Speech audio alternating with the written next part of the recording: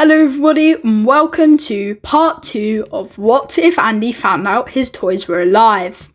In part 1 we established something simple but terrifying in its implications. If Andy ever realised his toys were alive, his immediate reaction wouldn't be curiosity, it would be fear. I am Prime Spider-Man 76 and welcome to my channel.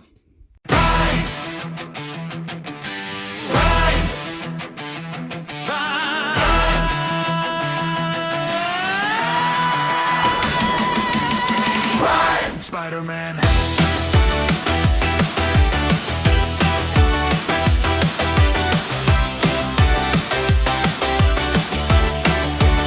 Here comes a podcast. Spider-Man, mega huge Marvel fan, new bits every day. What you gotta say? Right. Spider-Man, mega crime Spider-Man.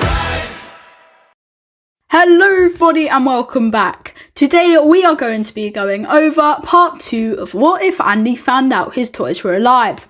My first video was the best and most viewed on my channel, which I'm very proud of, and thank you very much for everyone's sort of contribution towards it. But today we are going to be covering more specifics in this sort of question of what if Andy found out his toys were alive. So let's get into it. Like I said before, if Andy ever realised his toys were alive, his immediate reaction wouldn't be curiosity, it would be fear. Not fear in the monster under the bed sense, but something far more destabilising. Because Andy wouldn't just be discovering that his toys move and think, he'd be discovering that an entire hidden reality has been operating inside his childhood for years without his consent. And that changes everything. Because once a child crosses that line from imagination to confirmation, the rules of the world don't just bend, they collapse. So, the question for part 2 isn't just what happens next, it's this. Can Andy survive knowing the truth without breaking either himself or the world he thought he understood? To understand Andy's reaction, we need to look at something real in psychology called cognitive dissonance. This is what happens when a person holds two conflicting beliefs at the same time. For Andy, those would be, my toys are objects, my toys are alive thinking beings. In real-world studies, when humans are forced to accept contradictions like this, the brain does not calmly update this file. It resists. In children especially, this can result in denial, panic responses, dissociation, or rapid reinterpretation of past memories. And here's where it gets interesting. Because Andy wouldn't just be rethinking the present, he'd be reinterpreting his entire childhood. Every memory of Woody falling over when no one was looking, every time Buzz moved across the room, every moment he was alone. In psychology, this is called retroactive reinterpretation of memory, when new information rewrites the meaning of old experiences. And, for Andy, that rewrite would be horrifying. If they were alive the whole time, then they were watching me. That single thought escalates this from childhood confusion to something much darker, a perceived lack of privacy. A feeling of being observed. Even in harmless circumstances, humans interpret unseen observation as a threat response trigger. It activates the same neural systems tied to paranoia and stress. So, Andy's first problem isn't external, it's internal collapse. Now, let's assume Andy tries to tell someone, his parents, a teacher, a doctor. What happens? In real-world behavioural studies, claims that violate physical expectations, like my toys are alive, are most always categorised as imagination in children, fantasy coping mechanisms, or psychological distress signals, meaning Andy would not be taken seriously, and that creates a feedback loop. Andy reports the truth, adults dismiss it, and he becomes more distressed. Adults become more concerned, but about his mental state, not the toys. And then the toys remain hidden. This is critical because from Andy's perspective, this becomes proof of something even worse. No one's going to believe me, but it's still happening. That's the exact psychological profile found in documented cases of individuals reporting experiences that cannot be externally validated.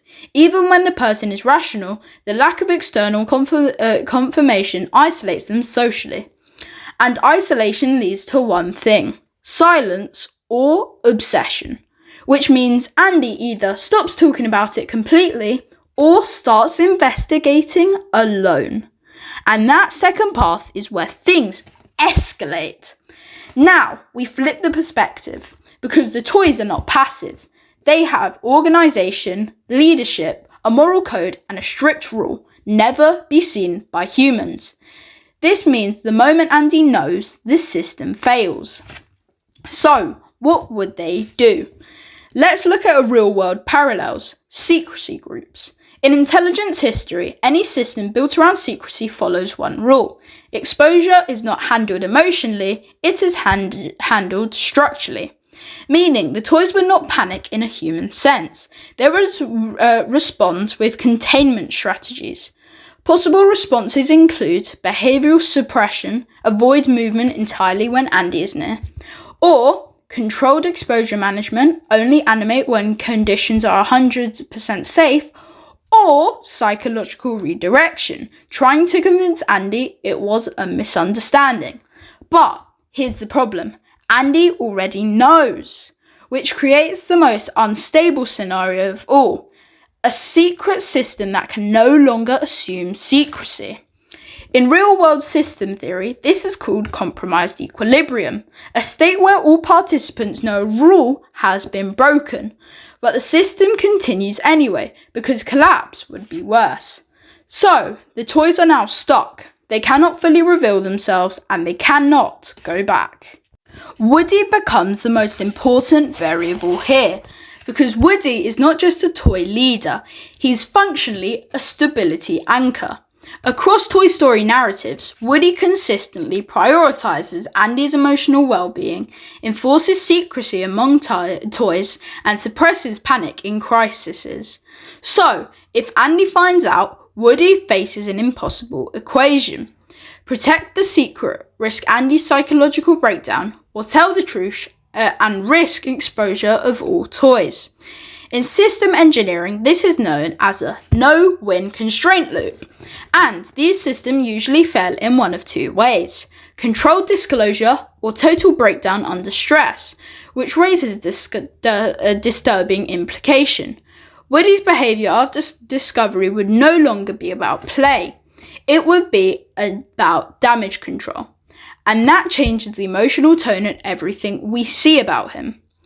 To understand how unstable this becomes, we can compare it to real-world phenomena. In classified research environments, once information is exposed to an unintended observer, protocols change permanently. Even if the observer stays silent because knowledge itself becomes a risk factor, now apply that to Andy. He doesn't just know, he is a continuous variable in the system, meaning the toys would now have to assume at any moment Andy could reveal us. That creates permanent stress conditions, which is where things get darker. Because in real systems under permanent exposure risk, two outcomes usually emerge: increased control measures or elimination of exposure points. And while the Toy Story universe is not violent in nature, the logic still leads somewhere unsettling. The toys would have to fundamentally restructure their existence around Andy's awareness. Now here's the turning point. Everyone assumes the biggest consequence is Andy discovering the truth, but the real consequence is the toys can no longer behave naturally. Every action becomes calculated, every interaction becomes monitored, which means the magic of Toy Story, the spontaneity, the secrecy, the innocence dies instantly. And what replaces it is something closer to surveillance, caution, and controlled identity. In other words, the toys stop being characters in a childhood world and become participants in a hidden operational system. But this is still one massive unknown, because we've assumed something important, that Andy reacts emotionally and the toys respond strategically. But what if the real question is not what happens immediately, but what happens over time? Psychological adaptation is powerful. Studies show humans can normalize almost anything given enough exposure time, which raises a disturbing possibility.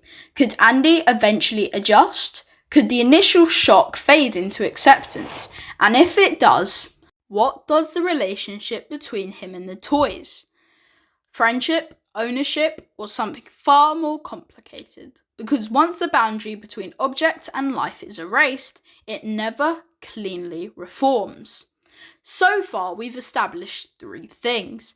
Andy discovering the truth would trigger psychological collapse and isolation, the toys would enter a permanent state of secrecy management and controlled behaviour, and the entire system of Toy Story, as we understand it, would shift from innocence to instability. But there's a final layer we haven't touched, because we've only been asking about what Andy would do and what the toys would do. But we haven't asked the most important question of all. If both sides know the truth, then who is the story actually for anymore? And once you start knowing that logic to its endpoint, you realise something unsettling about every Toy Story movie that came before. Because the real secret isn't that the toys are alive, it's that they've always been managing something much bigger than Andy. But that is going to be left for part 3, where we are going to find out exactly what that is. So that's the end for today. Thank you everybody for watching. I'd really appreciate if you hit the like button and subscribe, and also comment what videos you would like to see me do next.